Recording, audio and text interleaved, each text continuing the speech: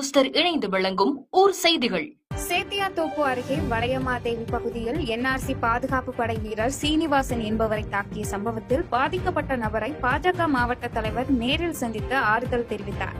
கடலூர் மாவட்டம் சேத்தியாத்தோப்பு அருகே வளையமாதேவி பகுதியில் என்எல்சி சுரங்க விரிவாக்க பணிக்காக பாதுகாப்பு பணியில் ஈடுபட்டிருந்த மத்திய தொழிற்சாலை பாதுகாப்பு படை வீரர் ஜெய்தேவ் என்பவர் வளையமாதேவி பகுதியைச் சேர்ந்த சீனிவாசன் பாதுகாப்பு படை வீரரை தாக்கியுள்ளார்.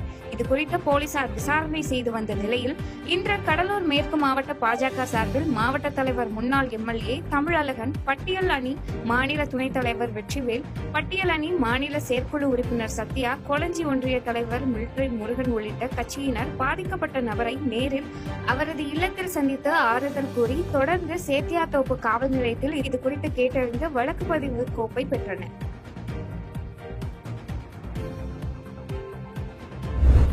குடியரசு துணைத் தலைவர்